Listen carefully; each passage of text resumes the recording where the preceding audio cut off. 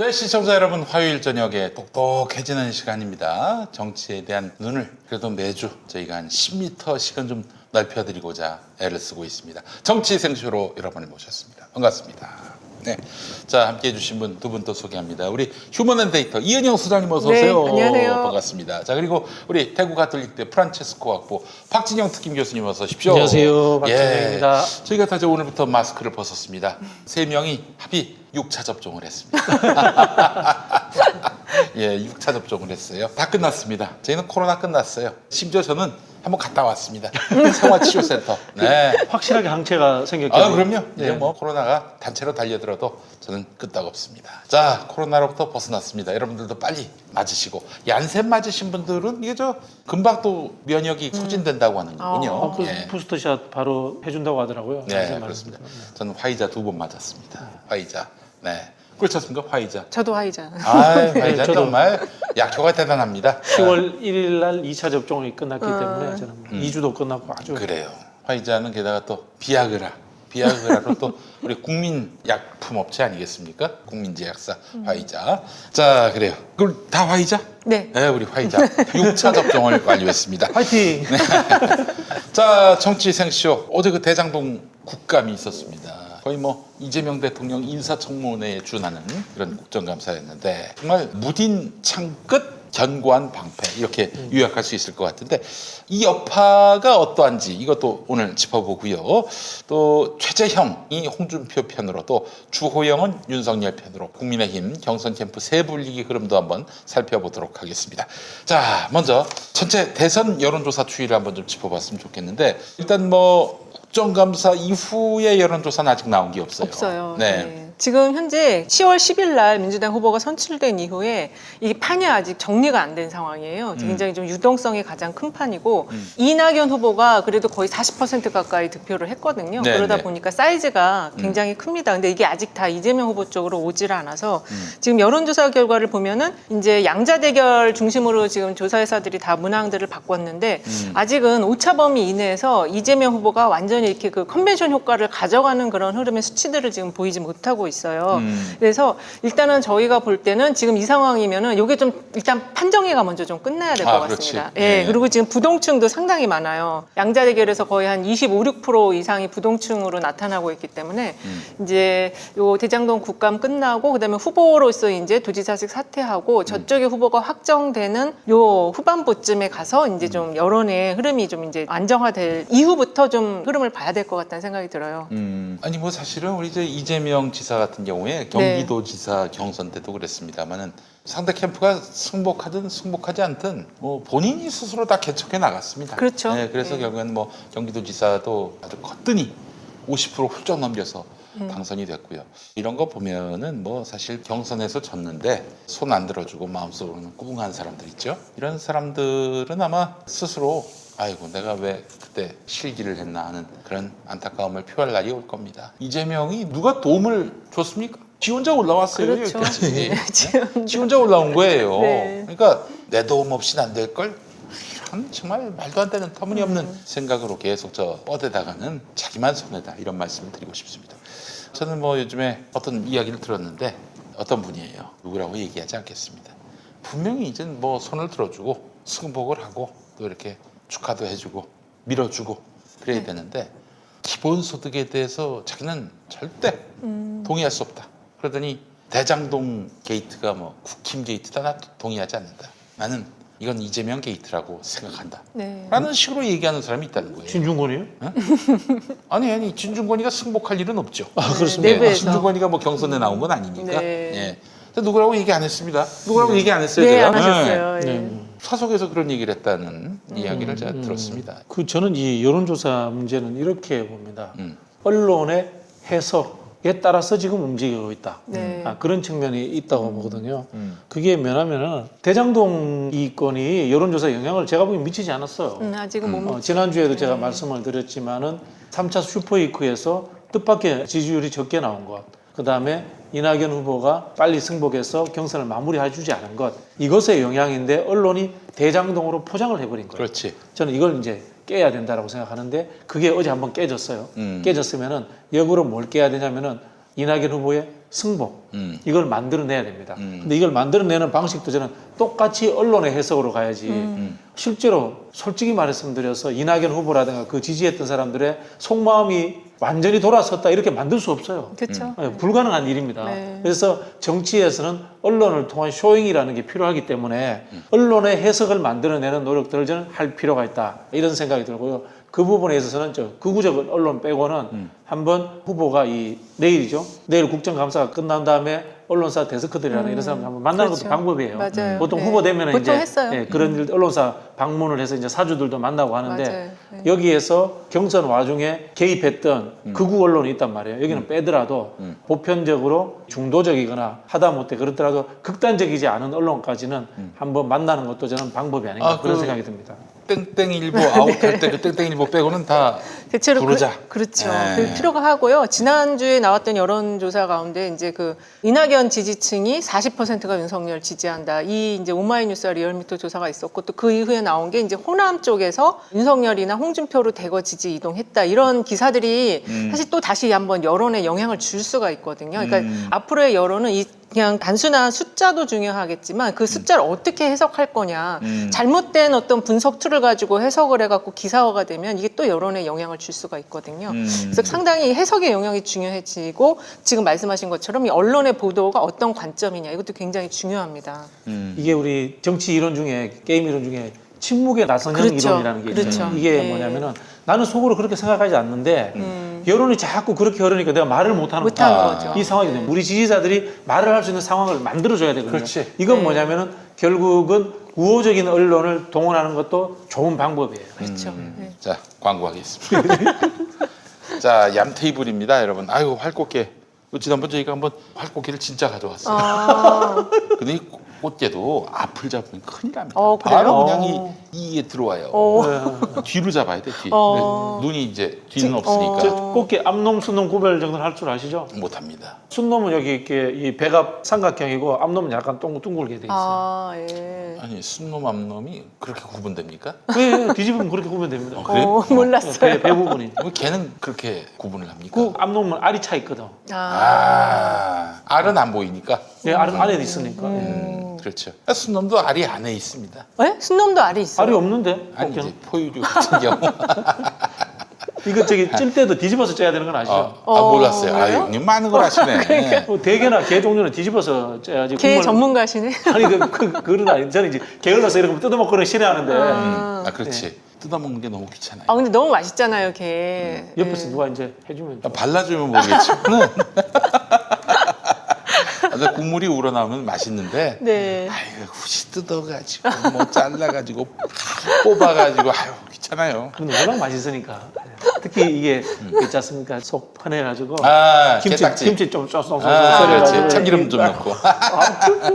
자, 바로 그렇습니다. 얌테이블의 가을 활꽃게가 바로 지금 얘기한 그 꽃게에 대한 우리의 그 구미를 모두 다 담고 있어요. 대한민국 최강의 밥도둑 가을 제철에 싱싱한 꽃게를 좋아하시는 분들 반드시 주목하시기 바랍니다. 이미 죽어있는 냉동 꽃게가 아닙니다. 서해 바다에서 당일 새벽에 조업한 생물을 당일 배송하는 활꽃게입니다. 선별 과정도 엄격합니다. 통발로 잡은 꽃게가 아니라 자망, 걸어놓은 그물로 잡은 꽃게입니다. 이 자망으로 잡은 꽃게는 일정 사이즈 이하는 그물 틈으로 빠져나가기 때문에 통발로 조업한 꽃게보다 자망으로 잡은 꽃게의 평균 씨알이 훨씬 더 굵습니다. 네.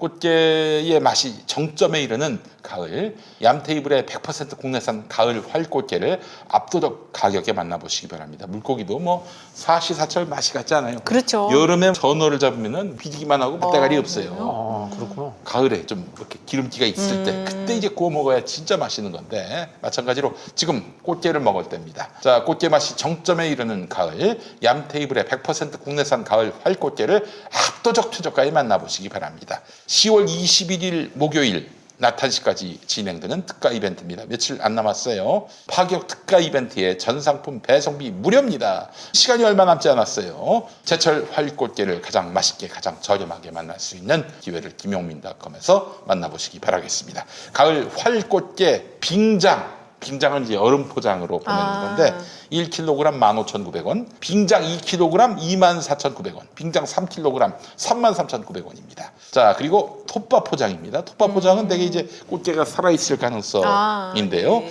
가을 활꽃게 톱밥 포장 2kg 24,900원, 그리고 톱밥 포장 3kg 33,900원입니다. 그리고 프리미엄 같은 경우에는 이제 활꽃게 중에서도 큰 사이즈로 보내드리는 건데 2kg은 34,900원, 3kg은 49,900원입니다. 이 포장은 빙장으로 해드려요. 예. 그래요, 여러분. 얌테이블의 가을 활꽃게 파격 행사 많은 관심과 구매를 바라겠습니다. 걔는 큰 게 맛있어요. 큰 게.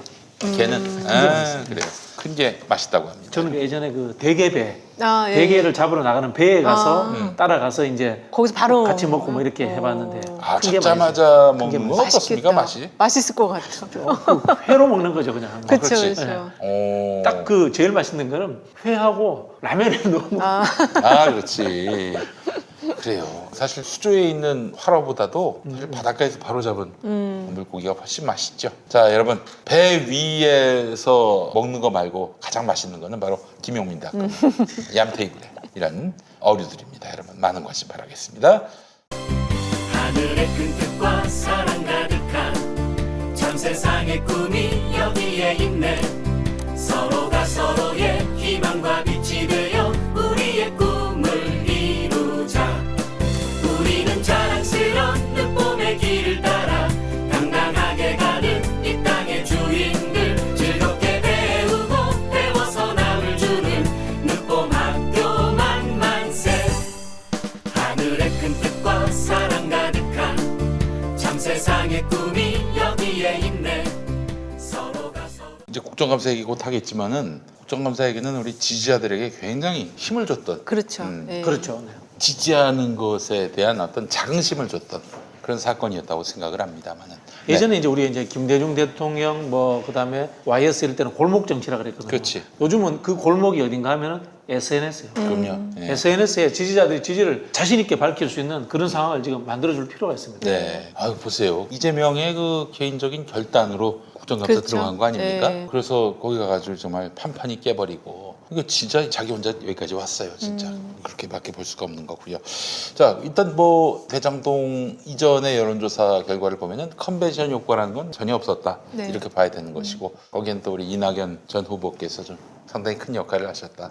이렇게 봐야 될 것 같습니다. 사실 근데 본인이 승복이 안 되고 마음으로 동의가 안 되면은 뭐 머리치를 자꾸 끌고 갈 수는 없는 거 아닙니까? 그럼 말라 그러고 하는 거고요. 저는 뭐 진짜 국민의 순리대로 됩니다. 저는 이번 상황을 보면서 민주당이 경선 연기 안 한 걸 잘했다는 생각이 듭니다. 그쵸. 경선 연기했더라면 수습할 시간도 없을 맞아요. 건데 네. 시간을 벌어놨기 때문에 순리대로 될 것이고 결국은 51대 49로 갑니다. 네. 호남에서 뭐 지지율이 윤석열이나 홍준표 쪽으로 빠졌다고 하는데 그냥 단순히 초반에 좀 불편할 수 있습니다. 그렇지. 그러나 이제 합리적으로 수기하고 주위 분들과 같이 토론하고 이런 과정을 거치면은 자연스럽게 돌아옵니다. 그럼요. 조만간 돌아오는데 근데 저는 사실 좀 똥파리 그룹들은 좀 정리를 할 필요가 있겠다. 그들과는 같이 갈 수가 없다. 어제도 보니까 김용판이가 올린 것 같고 그냥 그대로 그냥 맞아요. 복붙해가지고 봐라 이제 다 드러났다. 이딴 식으로 지금 얘기했다가 아주 개망신을 당했지 않습니까? 이런 친구들까지 어떻게 끌고 갑니까? 그 친구들을 좀 배제해야 돼요. 그런 네. 이제 극단적인 행동을 하시는 분들 중에 일반 지지자는 어쩔 수 없다고 보는데요. 저는 당원들은 어느 정도 좀 정리를 해야 된다. 정리를 해야 돼요. 원래 당원이라고 하는 것은 정당은 정식 결사체입니다.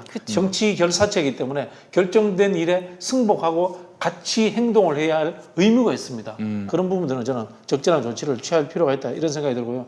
2017년도에 어떤 일이 있었냐면은 이재명 후보가 문재인 후보한테 졌습니다. 근데 거기에 대해서 불복하겠다고 하는 이재명 후보 일부 지지자들이 있었습니다. 네. 과감하게 그 당시에 이재명 후보가 그분들을 손절했습니다. 그렇지. 맞아요. 저는 그런 상황이 지금 있어야 된다고 봅니다. 아주 멋졌습니다. 맞아요. 그때. 예. 아니 진짜 저 같은 경우 제가 지지한 후보가 아닌 다른 분이 됐다 그러면은 그 순간부터 입을 닫고 살려고 그랬어요.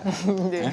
그게 도와주는 거 아닙니까? 그렇죠. 그냥 뭐 네, 마음에도 그렇죠. 없이 그냥 손을 들어주는 것보다는 잘하시기를 바라는 마음까지는 없지만 그러나 그냥 가만히 있는 게 도와드리는 거다. 또 과거에 이제 비판했던 것들은 다 지우고 뭐 이렇게 할 생각이었는데 아이고 내가 지지한 후보가 돼버렸네. 아이고 뭐 그럴 일이 없어져가지고 말았는데 알겠습니다. 자, 전체 대선 여론조사 추이 일단 컨벤션 효과가 없었다 이렇게 정리할 수 있을 것 같고 네. 국정감사 얘기로 바로 가겠습니다. 이재명 지사가 스스로 선택했던 국감 2차전 중에 1차전이 끝났는데 1차전은 뭐 누가 보더라도 이재명 지사의 완승으로 그랬죠. 끝난 거 아니겠습니까? 네, 그렇습니다. 예. 총평을 좀 한번 해주시죠. 어저께 같이 봤는데요. 네, 5점만 보셨어. 네, 네, 5점만 네. 봤는데 네. 준비를 굉장히 역시 이제 태도 문제를 가장 중요하게들 많이 지적을 그렇죠. 했었거든요. 네. 근데 태도가 굉장히 좋았었고 답변이 상당히 깔끔하게 하시더라고요. 그렇습니다. 알기 쉽게. 네, 알기 네. 쉽게 아주 심플하고 깔끔하게 정리가 잘 된 것 같은데 이제 한 가지 아쉬운 건 어쨌든 이 국감 안에서 그분에 대한 이게 누군지가 좀 더 한 번 더 우리 고관여층들은 대충 알지만 아직도 이 일반 저관여층들은 의혹의 시선을 계속 갖고 있거든요. 이거를 한번 좀 내일 마무리를 좀 깔끔하게 해서 이쪽은 아니고 어저께 백혜련 의원도 정리를 잘 했지만 그분은 저쪽이다. 돈을 받은 사람들이다라는 게 확실하게 딱 정리가 돼야 될 것 같아요. 어저께 시청률이 굉장히 높았잖아요. 아, 저기. 이 여파가 굉장히 클 것 같습니다. 예. 예. 그 뭐 KT만 보면은 30.4% 네. 제가 집계를 했어요. 네. 뭐 그래도 유튜브는 말할 것도 없고요. 네. 우리 저 하루 종일 중계했는데 끝나자마자 보니까 10만 회 김용민 TV만.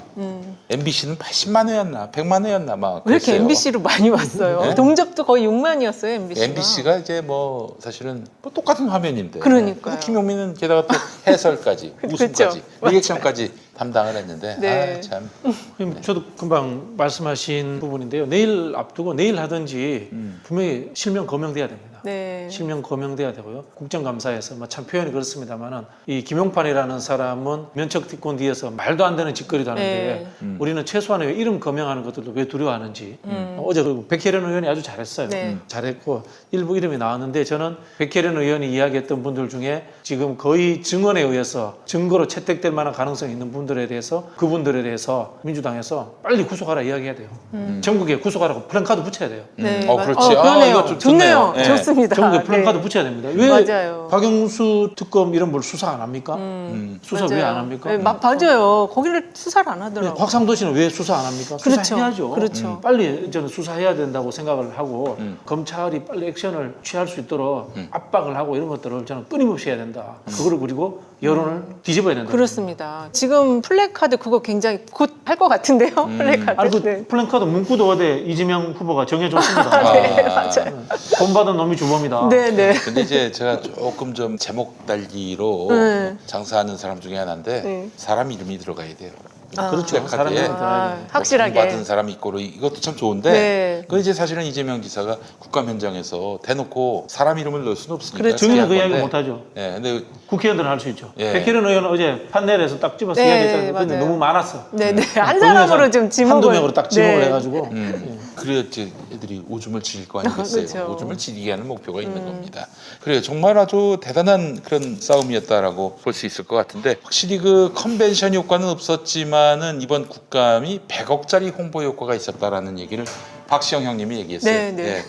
100억짜리 홍보 효과. 100억 더 될 것 왜 같은데. 100억짜리일까요? 그보다 더 됩니까? 아니면 네. 그보다 못 합니까? 잘 되면 600조짜리죠. 진짜? 1년 예산이 600조인데. 아, 그렇지.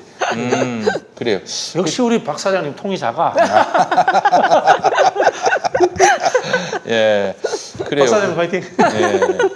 사실은 그래서 이제 박 사장 말씀은 경기도 국감은 이재명 후보 쪽에서 많은 의혹을 털 수 있는 계기가 됐다. 이낙연 후보 지지층이 이재명 후보를 지지할 수 있는 명분, 계기를 준다는 측면에서 매우 중요한 의미가 있었다. 그래서 100억짜리 홍보 효과를 누렸다. 이렇게 이야기를 했습니다. 어제 사실 국민의힘은 그 반대의 효과를 기대했었는데 말이죠. 네, 그렇죠. 예, 그렇잖아요. 완전 이재명을 한 방에 카운터 펀치로 날리고 그리고 온갖 말을 다 끌어내가지고 당선을 목표로 허위 사실을 공표했다. 네. 이걸 또 엮어가지고 고통스럽게 만들 그런 계획이 분명히 있었을 거예요. 특히 김용판 의원의 그게 완전히 지금 폭력배. 네, 그게 네. 지금 사진 자체가 2018년도 사진이 네. 바로 그 현장 그 나중에 한병도 의원이 지적을 했잖아요. 네. 그쪽 한병대 방- 의원이 사실은 처음 발견한 게 아니라 네. 실은 클리앙이 먼저 아, 떴어요. 그래요? 클리앙이. 예, 어떤 분이 그 사진 요즘에는요 구글에다가 사진 파일을 올리면은 동일한 사진 파일이 검색이 돼요.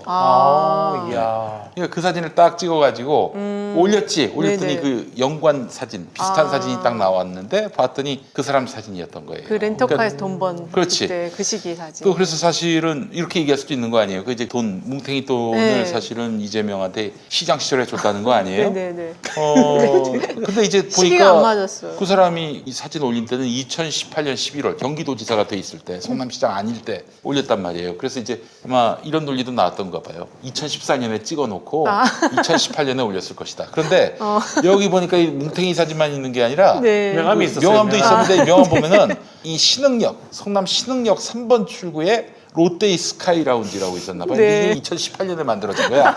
그러니까 최소한 그래도 이 돈 사진을 찍어 올릴 때는 최소한 2018년이다. 네. 이런 얘기인 거예요. 그러니까 그러니까요. 얄짤 없는 거지. 2018년 3월에 이제 그만두긴 했지만은 아무리 봐도 2018년 11월 경기도지사일 때 올린 사진이기 때문에 이건 뭐 완전히 우리 용판이 형이 제대로 낚였다. 그렇죠. 누가 의도를 갖고 낚았는지는 그 모르겠습니다만 명함의 이름이 중앙대에 나온 총학생회장 권한 대행했던 영화 배우 이름하고 같더라고. 박찬 갑자기 그분이 생각나더라고요. 네, 그래요. 하여튼 뭐 그래서 좀 용판이 형은 완전히 아주 세대했습니다. 그러니까 어제 그게 하이라이트였던 것 같은데 완전히 지금 세대가지고 그 방 보좌관들도 너무 부끄럽다고 취재가 막 들어가는데 부끄럽습니다. 그랬대요. 그냥 인정했대요. 네.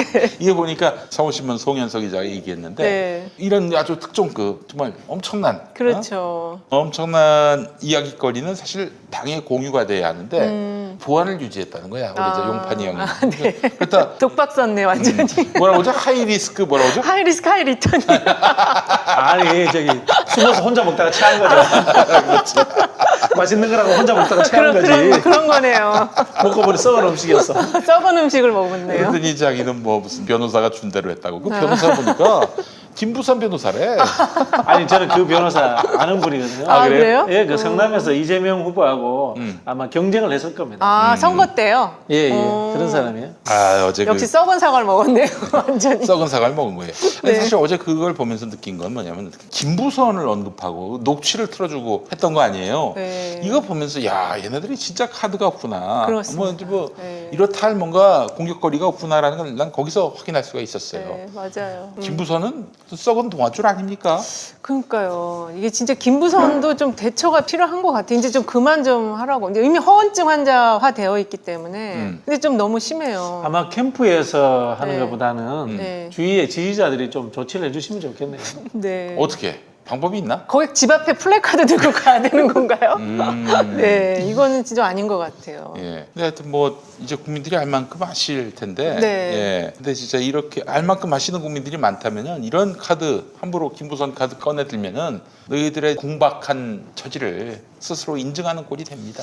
예. 이제 이 대장동 것만 깔끔하게 정리를 하면은 네. 기존에 수많게 제기됐던 네거티브라는 자잘한 이런 것들. 것들을 한꺼번에 이제 그렇죠. 일수가 있을 해결해버리는 수 있어요. 그런 효과가 있을 수 있을 겁니다. 게다가 또 50억은 푼돈이다 이런 얘기도 했단 아, 그것도 말이죠. 상당히 큰 예. 영향이, 뭐 중도층에게 영향이 큰 겁니다. 네, 뭐 상대적으로 50억은 푼돈이다 이런 얘기였는데 아니 50억을 푼돈이라고 얘기하는 건 그 50억을 부둔하는 거 아닙니까? 그런 50억 거죠. 받은 행위를 네. 부둔하고 그렇죠. 있는 거예요. 그런 거죠. 합리화하는 거라고. 네. 그게 합리화될 수 있는 거예요. 아니죠, 그거는. 게다가 이제 또 뭐 50억이 푼돈이라면 큰 돈을 누군가 쥐었다는 얘기인데 그 돈의 실체가 드러난 것도 아니고 그게 또 이재명과 유관하다는 증거는 전혀 없고 아니 지금 우리가 그분이라고 녹취록에 나오는 그분이라고 하는 게 이정수 서울중앙지검장도 이재명은 정치인 아니다. 그렇죠, 아니라고 그랬죠. 남욱도 아니다. 남욱도 아니라고. 김만배도 아니다. 네. 아, 그럼 도대체 누가 무슨 근거로 이걸 이재명하고 엮는지 모르겠어요. 이경재 변호사도 아니라고. 이경재 그랬어요. 변호사 그렇지 이제 네. 최수실 변호사. 네, 거기도 아니라고 하고. 그 이제 진중권이 아, 그러더라고요. 이경재도 아니래요? 네, 아니라고 아니라고 했어요. 했어? 이재명하고 관계 없다고. 아니 이경재가 이재명하고 관련 없다라고 네. 얘기를 이재명 했어요. 지사하고 관련 없다고 네. 이렇게 이야기를 하셨다고요? 네. 예. 근데 우리 저 진중권이는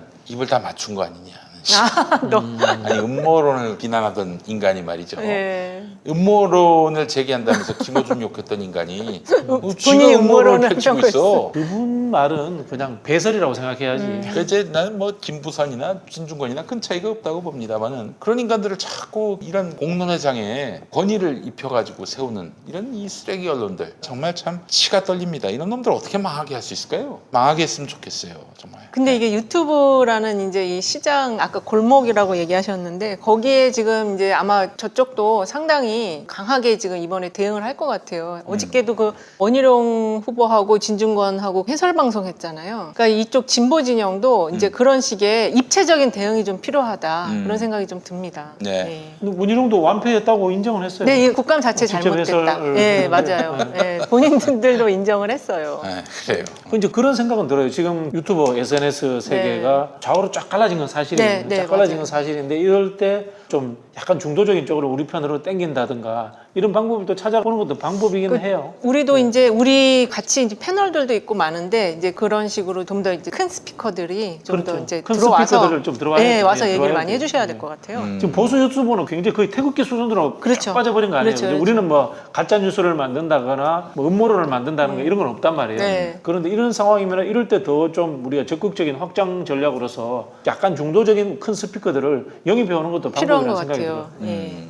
우리 저 안철수 이 형은 이재명에게 광기 어린 궤변이다. 고담시 조커를 능가하는 모습이다. 이 형은 점점 말이 독해져요. 그런 것 말이 점점 독해집니다. 이렇게 해서 존재감을 좀 드러내고 싶어서 이러시는 것 같은데 눈썹은 배트맨 같이 해가지고 머리도 좀 씹은 것 같아 느낌이. 네, 머리도 좀 씹은 것 같아. 근데 지금 안철수 문제가 정당 지지율보다 후보 지지율이 약하더라고요. 낮아요. 한 3%포인트 아 정도. 국민의당 지지율보다 국민의당이 최근에 올라갔어요. 왜 그거 사실 그랬을까? 국민의힘하고 헷갈려서 올라간 거 아니에요? 그런 거보다는 지금 이낙연 후보를 지지했던 호남에서 그쪽으로 좀 일부 아. 이동한 것이 아닌가 그렇게 보여지거든요. 그래서 지금 조금 안철수가 고무됐다는 조금 소리도 고무돼 있어요. 있어요 지금. 고무돼 있다는. 네, 당 지지율이 올라가가지고 아유, 근데 대선 되면은 안철수를 지지하겠습니까? 안 네? 되죠. 예. 아이, 안철수 씨 보면서 생각나는 게 이준석이 최근에 제안하는 정책 하나에 제가 동의하게 됐어요. 시험 치는 문제. 시험이 필요하다. 예. 뭐 윤석열 총장도 마찬가지인데 안철수나 윤석열 이런 분들 보면서 정치도 아무나 하는 거 아니거든요, 진짜. 시험이라도 좀 쳤으면 맞아요. 좋겠어요. 기본 자격이 좀 네. 필요해요. 아마 저런 말은 아마 어제 국감 안 보고 한 말이 아닐까 싶은데요. 예. 그래요. 예. 그러니까 참 이 국감 1차전은 완승을 했습니다. 2차전도 뭐 크게 내일. 왜냐하면은 기본적으로 이제 이 지사가 네거티브 대응에 있어서는 내공이 상당한 것 예, 같아요. 맞아요. 예. 네거티브를 한두 번 당해본 상황이 아니기 때문에 저 느긋하게 때로는 이제 과거의 그 필름을 보면은 이재명 지사가 성남시장일 때 막 시의원한테 소리치고 막 그냥 가서 한 대 칠 것처럼 이렇게 막 그런 필름이 있는데 이것도 제가 자세히 보면은 이게 자기 분에 이기지 못해가지고 달려가는 게 아니라 이것도 일종의 굉장히 머리 쓴 게 아닌가 싶더라고요. 구도에. 저는 뭐그 헐리우드 액션? 헐리우드 아니 그 액션이요? 수준에 맞게 대우해 주는 네. 거야. 이제 이사님을 안 지가 제법 오래됐는데 왜 그 저하고 옛날 짤도 돌아다니잖아요. 저하고 옛날에 15년 전에 같이 아, 있었던 그래요? 짤도 돌아다니는데 그래요? 욱한다기보다 약간 개그 본능이 있으세요. 아, 그 제가 장난치는 걸 되게 좋아하신다고 그러더라고요. 개그 본능이 있으세요. 이제 저는 뭐 그렇게 느껴지고 그래서 이번에도 사실 웃었던 건데 웃길 수밖에 없어. 제가 봐도 웃길 것 같아요. 그 김용판 그 이야기 나왔을 때는 그런 상황이 돼버렸는데요. 이번에 국토위 할 때는 상임위원장이 국민의힘입니다. 그걸 그렇죠. 좀 이렇게 근데 이번에 염두를 하셔야 지금 될 것 같고. 좀 조정됐다. 조홍천 의원이 종치는 간사잖아요. 한다고. 그렇고 이제 하는 말로 저쪽도 한번 당했으니까 준비를 해오니까 네. 우리도 또 준비를 해야 돼요. 준비를 하는 핵심은 제가 보기엔 이런 것 같아요. 의원들과 정의인으로서는 이재명 지사와의 역할 분담. 네, 그러니까 그쵸. 의원들이 강하게 방어할 거와 강하게 역공할 것은 해주고 그 나머지 시간들은 이재명 지사가 이야기할 수 있는 시간을 만들어주는 것. 저는 이게 굉장히 중요하다는 생각이 듭니다. 이번에 그 국감 전략이 일단은 이재명 지사의 말을 체증을 한다. 말을 체증을 해서 거기서 나중에 그 말 하나하나 가지고 이제 공격을 하겠다. 이런 전략이었다고 하더라고요. 근데 이재명 지사가 말을 길게 안 했어요, 이번에. 짧게 말을 하셨기 때문에 거기서부터 좀 흔들렸지 않나 그렇게 생각이 좀 들어요. 그럼 네. 아마 제 생각에는 이런 거예요. 국민의힘은 어떤 전략으로 나올 것이냐면은 네. 이제는 자기들이 한 서너 가지 키워드를 만들어가지고 똑같은 반복. 프레임을 씌우기 위해서 네, 그렇죠. 퍼부어버리고 이재명 지사한테 정인으로서 말할 기회를 주지 않는 전략. 그렇죠. 이런 전략을 쓸 가능성이 오. 많거든요. 예, 그러면은 어떻게 해줘야 되면은 우리 측 의원들이 그 시간을 이재명 지사가 거기에 대해서 그 사람들이 씌우는 프레임에 대해서 답변할 수 있는 시간을 정확하게 주는. 만들어주는 게 네. 저는 중요하다는 생각이에요. 이번엔 또 지난번 행안위와는 달리 그런 전략으로 나올 가능성이 많아요. 국민의힘 그쵸. 위원장 그렇죠. 초대자이기 상임위원장이 때문에 그렇기 때문에 말할 시간을 안 줄 가능성이 많기 때문에 네. 우리 쪽 국회의원들이 그 시간을 충분히 벌어줘야 돼요. 네. 아니 그리고 또 이재명 지사는 발언을 무한정할 수 없군요. 그렇죠. 예. 딱 정해진 시간에만. 서영교 위원장이 2분씩 3분씩을 만들어줬거든요. 네, 네. 그렇죠. 그렇기 때문에 네. 이제 쉽게 본인 이야기를 할 수 있었는데 그걸 안 줄 가능성이 있기 때문에 예, 아. 의원들의 협업 구조가 중요합니다. 근데 네. 어차피 국토위도 지금 민주당 의원이 많잖아요. 그래서 압도적이죠. 네, 많기 그러니까 때문에 민주당 의원들의 발언 시간이 많으니까 아. 여기에 대해서 자기 이야기를 할 것이 아니고 대응 논리와 이재명 후보가 말할 말할 시간. 시간. 네. 그래요.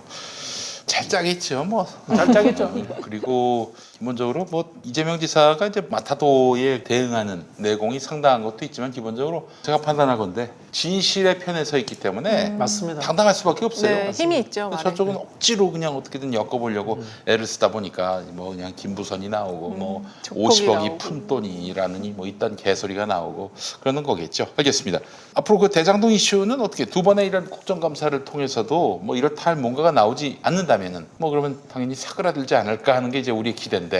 그래서 이제 제가 말씀드린 것처럼 실명 검증을 해야 됩니다. 네. 국면 전환을 만들 그렇죠, 수 있는 그렇죠. 실명 검증을 분명히 국토위에 있는 의원들이 해주셔야 됩니다. 네. 백혜련 의원이 이야기했던 판넬에서 사람들을 찾아가지고 저는 해야 된다고 보고요. 네. 그리고 결국은 이건 뭐냐면은 검찰 수사에 의해서 국면 전환이 또 될 겁니다. 네. 그 상황들을 만들어서 빨리 털어내는 것이 좋다. 저는 그렇게 생각이 듭니다. 검찰이 또 뭐 장난칠까봐 또 염려가 되는 부분이 있어서. 그렇죠. 지금 이게 대장동 이슈인데 쩐주들까지는 나왔거든요. 근데 쩐주를 움직이는 사람이 바로 그분이거든요. 그렇죠. 그거를 지금 이름이 일부 막 언론에서는 지방 언론 같은 데서는 단독 보도로 내기도 했어요. 그러니까는 그걸 좀 집약을 시켜서 그 사람을 딱 얘기를 해줘야지 이제 대중들도 그 프레임 안에서 이제 볼 수가 있거든요. 네. 예. 그 쉽게 말하면 이런 거 아닙니까? 3억 5천 넣는 사람들이 다 나눠 가진 거잖아요. 네. 그렇죠. 근데 여기에 보면은 350억 SK 동생이 돈 넣어줬고 그다음에 최기환. 1,100억 부산저축은행에서 들어왔고 네. 그다음에 하나은행 PF가 7천억. 네. 근데 왜 하나은행에서는 7천억이나 넣어놓고 400억만 갖고 왔지? 그렇죠. 회수가 그 이유가 잘- 뭐야? 네.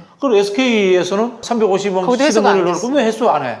부산저축은행이 그다음에 이쪽으로 넘어올 때 대장동 땅매기 자금이 2015년 수원지검에서 수사를 하지 않습니까? 이렇게 스무스하게 넘어온 이유는 뭐야? 어떤 힘이 작동해서 이걸 찾아내야 되는 거거든요. 그렇습니다. 아니 근데 그 모든 그런 야로의 그 중심에 또 머리에 변방사또가 있다? 그 말이 안 되죠. 야당의 변방사또인 이재명 시장이 있다? 이건 진짜 상식의 문제 아닙니까? 이거 상식이 문제죠. 그러니까 지금 박 교수님이 말씀하신 이 돈이 들어온 거랑 이득하고 이게 그걸 계속 헷갈리게 얘기하거든요. 이게 1조가 다 민간이 가져간 게 아니잖아요. 근데 계속 그런 식으로 주장을 해서 저런 부분들을 정확하게 좀 이번에 정리를 해주고 그 쩐주를 움직이는 마지막 뒷배 이거를 좀 어느 정도는 가름말 타줘야 된다는 생각이 들어요.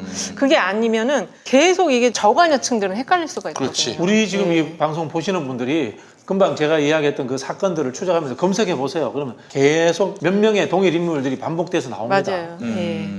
그래요. 그러면 누구예요, 그 사람이? 뭐 저기 국토위에서 이야기해 줘야죠. 그렇죠. 그 면책 특권 이럴 때 필요한 겁니다. 저희들이 막 알겠습니다. 말했으면 고소당해요. 아니, 확실한 건 이재명은 아니다. 아니죠. 아이고, 이런 상황에서는 알겠습니다. 될 수가 없죠. 이재명만 아니면 돼. 이재명이 아니라 뭐 시시한 사람들이 거론되면은 뉴스나 됐겠어요? 이재명이니까 뉴스가 됐지. 예. 네, 그리고 아까 수사 얘기도 잠깐 하셨는데 남욱도 굉장히 이제 그 증언이 지금 언론을 계속 받아주고 있잖아요. 네. 근데 사실 남욱도 이미 다 어떤 짜여진 말을 맞춰놓은 상태에서 들어와서 지금 인터뷰를 하고 있기 때문에 그런 것도 좀 해석을 잘 해줘야 될 것 같아요. 남욱의 발언이나 이런 게 언론이 굉장히 잘 받아주고 있는데 근데 지금 굉장히 중요한 발언을 했어요. 그분이 이재명 아니라고 남욱도 얘기를 했으니까. 예. 알겠습니다. 자, 이재명 지사는 언제쯤 사퇴할까요? 지금 22일 얘기가 국감 끝나고 이번 주 금요일쯤 얘기가 나오고 있는데 그건 정확한 거는 잘 좀 아시죠? 모르겠어요. 저도 이제 예를 들면은 도지사 휴가가 좀 남았으면은 아. 조금 천천히 해도 될 것 아, 같고 예. 도지사 휴가가 안 남았다면은 이제 좀 일찍 사퇴하지 않을까 그런 생각이 드는데 제가 보기에는 이제 위드 코로나의 도입 시점에 맞춰서 정치적 활동을 전면적으로 할 수 있을 때 하는 게 낫지. 아, 예. 뭐 이것도 급하게 억지로 판단할 필요 없다는 그럼요. 생각이 듭니다. 예. 네. 그러면 위드 코로나 11월 초쯤 예상하는 거 그렇지. 아닌가요? 네. 예, 그때가 좋겠네요. 네. 그러니까. 그럼 그때가 아마 국민의힘도 후보가 이제 정해지는 때. 근데 사실은 예비 후보 등록도 못한 거 아니에요. 그쵸. 경기도지사, 현직 도지사라는 점 때문에 그것 때문에 뭐 호남 같은 데는 공보물 한 장 못 홍보도 보내고 못 뭐 했죠. 문자도 못 보내고 그랬었는데 신의 한 수였던 것 같아요.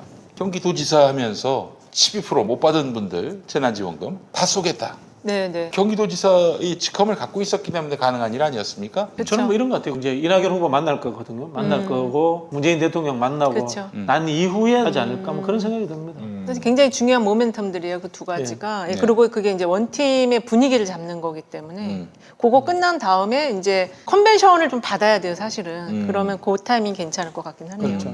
그래요. 알겠습니다. 선대위 구성은 어떻게 될까요?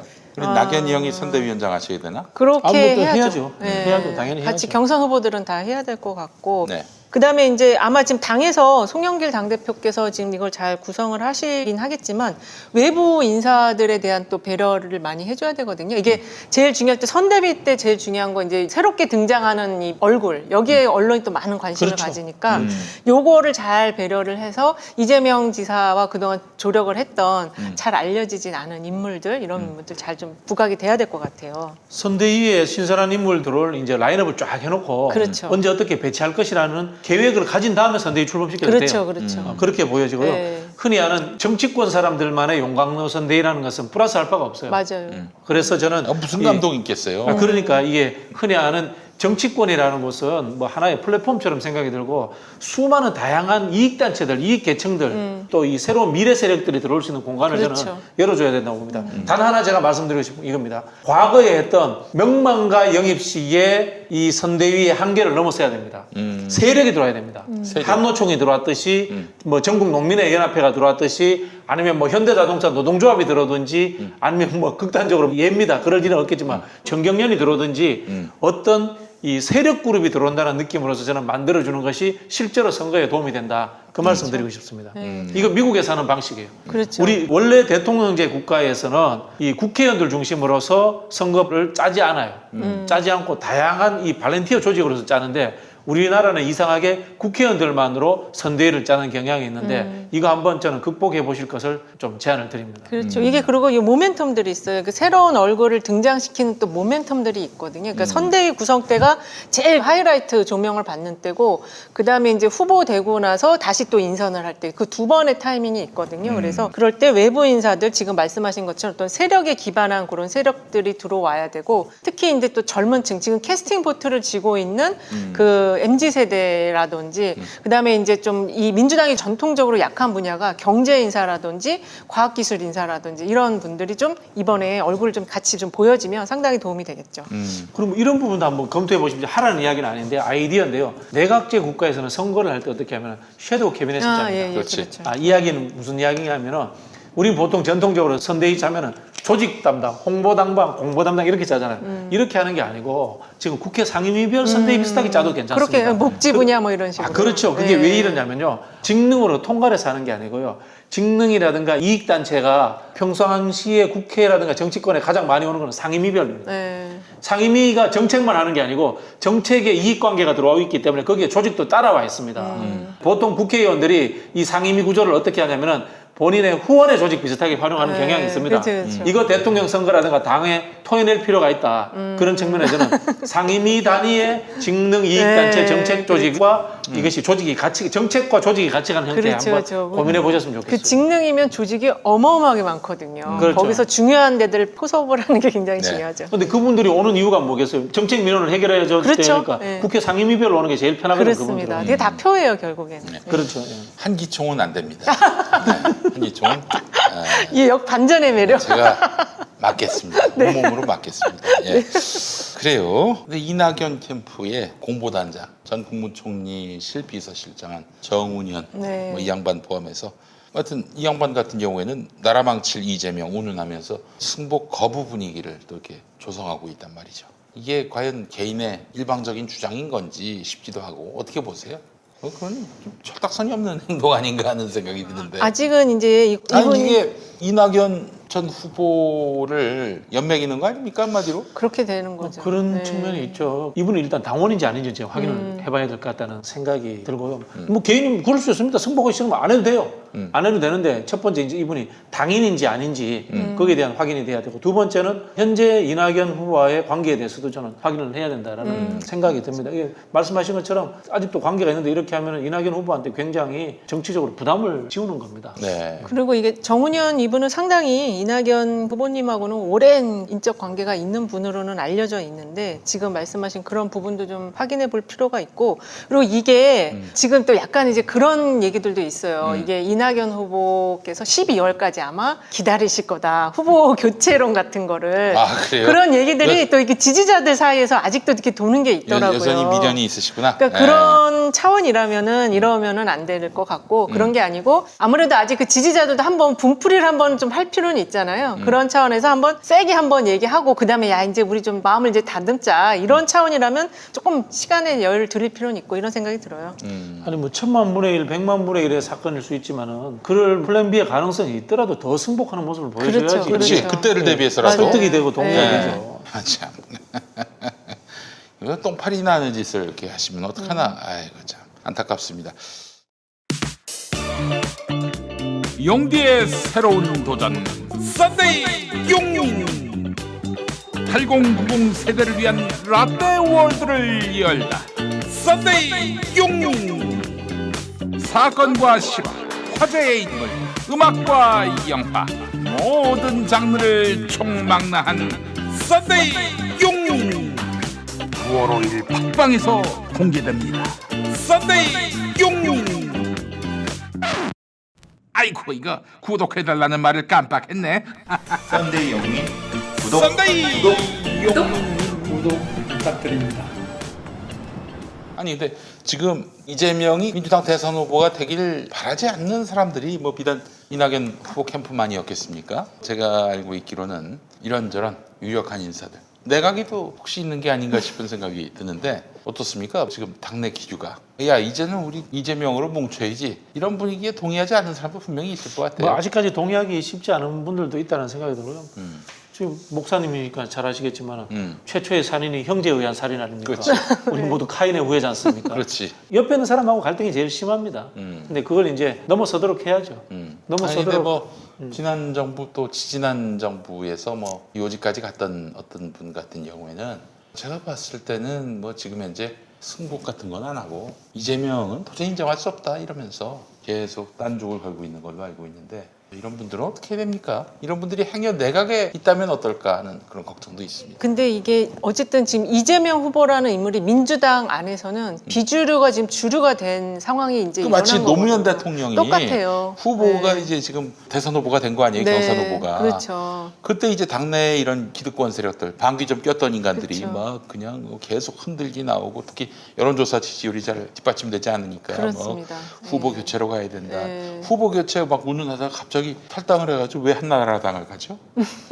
아니 웃기잖아 그거는. 어? 아니, 미친 거 아니에요? 아니 후보 단일화를 요구를 하면은 반한나라당 전선에서 경쟁력 있는 후보를 뽑자고 해놓고는 왜 한나라당으로 가? 전용학, 나도 김원길 그딴 인간들.